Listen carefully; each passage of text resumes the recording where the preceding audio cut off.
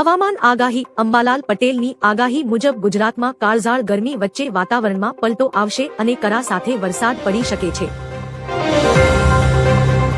T20 world cup final અમદાવાદના નરેન્દ્ર મોદી સ્ટેડિયમમાં આજે ભારત અને ન્યૂઝીલેન્ડ વચ્ચે રમાશે final match. Team India Ahmedabad પહોંચી. સૂર્યકુમારની પ્રેસ કોન્ફરન્સ. ફાઇનલ મેચ પૂર્વે કેપ્ટન સૂર્યકુમાર યાદવે અમદાવાદમાં પત્રકાર પરિષદ સંબોધી વિજયનો વિશ્વાસ વ્યક્ત કર્યો. સુરત દુર્ઘટના. પાંડેસરાની પારસ પ્રિન્ટ મિલમાં ઈટીપી ટાંકી સાફ કરવા ઉતરેલા 3 શ્રમિકોના ગુંગળામણથી મોત. પરિવારે વળતરની માંગ કરી. સિંચાઈ યોજના લોકાર્પણ. સીએમ ભૂપેન્દ્ર પટેલે સુરતના ઉમરપાડામાં 927 કરોડની તાપી કરજણ લિંક પાઇપલાઇન યોજનાનું લોકાર્પણ કર્યું. ચારધામ યાત્રા 2026. ઉત્તરાખંડ ચારધામ યાત્રા માટે આજથી ઓનલાઈન રજીસ્ટ્રેશન પ્રક્રિયાનો પ્રારંભ થયો. શ્રદ્ધાળુઓમાં ભારે ઉત્સાહ. ગાંધીનગર આત્મહત્યા. ગાંધીનગર મનપાની 2 મહિલા કર્મચારીઓએ જીવન ટૂંકાવ્યું. પોલીસ દ્વારા તપાસ તેજ કરવામાં આવી. એટીએસની મોટી કાર્યવાહી. ગુજરાત એટીએસ એ નશીલી દવાઓના આંતરરાષ્ટ્રીય નેટવર્કનો પર્દાફાશ કરી કરોડોનું ડ્રગ્સ ઝડપી પાડ્યું. મોંઘવારીનો માર. લાલ મરચાના ભાવમાં 40% વધારો થતા ગૃહિણીઓનું બજેટ ખોરવાયું. પ્રતિ કિલો ભાવ 700 ને પાર. Ahmedabad siren test. Lal Darwaja home guard ભવન ખાતે નાગરિક સંરક્ષણ તંત્ર દ્વારા ઇમરજન્સી સાયરનનું ટેસ્ટિંગ કરાયું. મહિલા દિવસની પૂર્વ સંધ્યા. 8 માર્ચ મહિલા દિવસ નિમિત્તે ગુજરાતની વિવિધ યુનિવર્સિટીઓમાં નારી શક્તિના સન્માનના કાર્યક્રમો યોજાયા. જૂનાગઢ દબાણ હટાવો. માંગનાથ રોડ પર ટ્રાફિક સમસ્યા નિવારવા મનપાએ પોલીસ પ્રોટેક્શન સાથે મોટા પાયે દબાણ દૂર કર્યા. દુનિયાના મુખ્ય સમાચાર. ઈરાન ઇઝરાયેલ તણાવ. ઇઝરાયેલના હુમલા બાદ ઈરાને અમેરિકા સમક્ષ શરતી માફી અને હુમલો ન કરવાની તૈયારી દર્શાવી. ક્રૂડ ઓઇલની રાહત. રશિયા ભારતને 95 લાખ બેરલ કાચું તેલ આપશે. મધ્ય પૂર્વના તણાવ વચ્ચે ભારત માટે મોટા સમાચાર. એલપીજી ભાવ વધારો. ઈરાન અમેરિકા સંઘર્ષની અસર. આંતરરાષ્ટ્રીય બજાર પર પડતા ગેસના ભાવમાં વધારાની શક્યતા. બીએપીએસ મંદિર બંધ. ઈરાન પરના હુમલા બાદ સુરક્ષાના કારણોસર અબુ ધાબીનું હિન્દુ મંદિર 9 માર્ચ સુધી બંધ રાખવાનો નિર્ણય. વંતારા પ્રોજેક્ટ. મહારાષ્ટ્ર સરકાર 50 દીપડાઓને જામનગર સ્થિત રિલાયન્સ ફાઉન્ડેશનના વંતારા ફેસિલિટીમાં મોકલશે. વન્યજીવ સંરક્ષણ માટે લેવાયો મોટો નિર્ણય. ધારાસભ્યનું નિધન. આણંદની ઉમરેઠ બેઠકના ભાજપના ધારાસભ્ય ગોવિંદભાઈ પરમારનું લાંબી માંદગી બાદ નિધન. પીએમ મોદીએ સોશિયલ મીડિયા પર શોક વ્યક્ત કર્યો. T20 special train. World cup final જોવા જનારા ક્રિકેટ પ્રેમીઓ માટે રેલવેએ દિલ્હી અને મુંબઈથી અમદાવાદ માટે સ્પેશિયલ વર્લ્ડ કપ ટ્રેન દોડાવવાની જાહેરાત કરી. મહિલા સ્ટાર્ટઅપ. સીએમ ભૂપેન્દ્ર પટેલે ગુજરાત યુનિવર્સિટીમાં હર સ્ટાર્ટ 5 લોન્ચ કર્યું. મહિલા ઉદ્યોગ સાહસિકોને પ્રોત્સાહન આપવા રિસર્ચ પાર્કનું ઉદ્ઘાટન કરાયું. સેમિકન્ડક્ટર રોકાણ. જાપાન અને દક્ષિણ કોરિયાની કંપનીઓ દ્વારા ગુજરાતના સેમિકન્ડક્ટર સેક્ટરમાં 1600 કરોડના નવા રોકાણની દરખાસ્ત રજૂ કરવામાં આવી.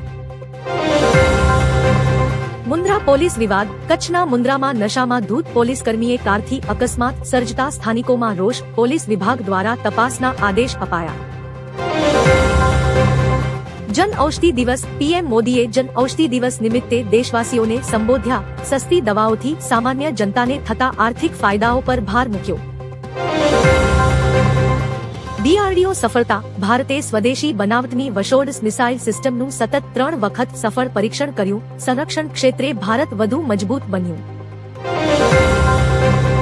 અમિત શાહ હરિદ્વાર મુલાકાત. કેન્દ્રીય ગૃહમંત્રી અમિત શાહે હરિદ્વારમાં 1129 કરોડના વિવિધ વિકાસલક્ષી પ્રોજેક્ટ્સનું ખાતમુહૂર્ત અને લોકાર્પણ કર્યું. World cup closing ceremony. અમદાવાદમાં ફાઇનલ પૂર્વે રિકી માર્ટિન, ફાલ્ગુની પાઠક અને સુખવિન્દર સિંહ પરફોર્મ કરશે. સ્ટેડિયમમાં ભવ્ય આતશબાજીની તૈયારી. પાટણ અકસ્માત. પાટણના ખાનપુર પાટિયા પાસે રિક્ષાનું જોઈન્ટ તૂટી જતા રિક્ષા પલટી મારી. મુસાફરોને સામાન્ય ઈજાઓ પહોંચી. ધારપુર બસ સ્ટેન્ડ પાટણના ધારપુર ગામનું જર્જરિત બસ સ્ટેન્ડ તોડી પાડવા ગ્રામજનોની રજૂઆત, સતના પોપડા પડતા જાનહાનિનો ભય સેવાયો.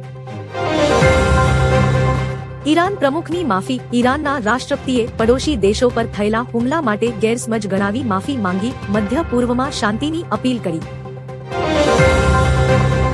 નેપાળ ચૂંટણી. નેપાળમાં સફળતાપૂર્વક અને શાંતિપૂર્ણ રીતે ચૂંટણી સંપન્ન થતા પીએમ મોદીએ નેપાળ સરકાર અને જનતાને અભિનંદન પાઠવ્યા.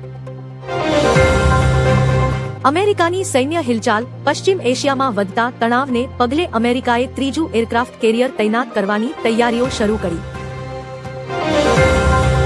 સોના ચાંદીમાં ઘટાડો. આંતરરાષ્ટ્રીય બજારમાં ફેરફારને કારણે સોનામાં 1835 અને ચાંદીમાં 3489 નો મોટો ઘટાડો નોંધાયો. સિંચાઈ યોજના. મુખ્યમંત્રી ભૂપેન્દ્ર પટેલે સુરતના ઉમરપાડામાં 927 કરોડની તાપી કરજણ લિંક પાઇપલાઇન યોજનાનું લોકાર્પણ કર્યું. દુઃખદ અવસાન. ગુજરાતના ધારાસભ્ય ગોવિંદભાઈ પરમારનું નિધન. પીએમ મોદી અને અમિત શાહે ટ્વીટ કરી શ્રદ્ધાંજલિ પાઠવી. હવામાન આગાહી. અંબાલાલ પટેલની આગાહી મુજબ ગુજરાતમાં કાળઝાળ ગરમી વચ્ચે કમોસમી વરસાદ અને કરા પડી શકે છે. મધ્ય પૂર્વ સંકટ. ઈરાન ઇઝરાયેલ યુદ્ધની અસર. ભારતે મધ્ય પૂર્વના દેશોમાં ધોરણ 10ની સીબીએસઈ પરીક્ષા રદ કરી. શેરબજાર અપડેટ. વૈશ્વિક તણાવને કારણે રોકાણકારોમાં ફાળફાળ. માર્કેટ સેન્ટિમેન્ટ નેગેટિવ રહેવાની સીએનબીસી બજારની ચેતવણી. રાજકારણ. નીતિશ કુમારના પુત્ર નિશાંત કુમાર જેડીયુમાં જોડાશે. બિહારના રાજકારણમાં મોટા ફેરફારના સંકેત. ગૃહમંત્રીનો પ્રવાસ. અમિત શાહ હરિદ્વારમાં વિકાસ અને ન્યાય સંહિતા પ્રદર્શનનું અવલોકન કરી જનસભા સંબોધી. ડ્રગ્સ વિરોધી અભિયાન. ગુજરાત એટીએસ દ્વારા થાઇલેન્ડમાં 14 કિલો ડ્રગ્સનો જથ્થો સીઝ કરાયો. એક શખ્સની ધરપકડ. યુપીએસસી પરિણામ. યુપીએસસી સિવિલ સર્વિસીસ 2025નું પરિણામ જાહેર. અનેક ગુજરાતી ઉમેદવારોએ મેળવી સફળતા.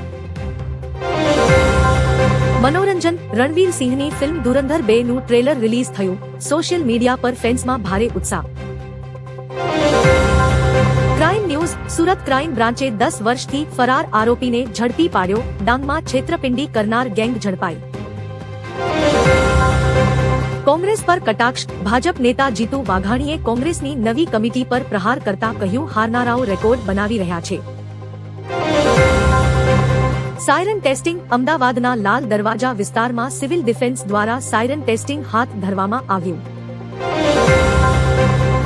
ગેસના ભાવ. આંતરરાષ્ટ્રીય તણાવને કારણે એલપીજી અને ઓઇલના ભાવમાં વધારો થવાની શક્યતાથી સામાન્ય જનતા ચિંતિત. મોબાઈલ રણશાળા. કચ્છના અગરિયાના બાળકો માટે શરૂ કરાયેલ મોબાઈલ રણશાળા પ્રોજેક્ટની સોશિયલ મીડિયા પર પ્રશંસા.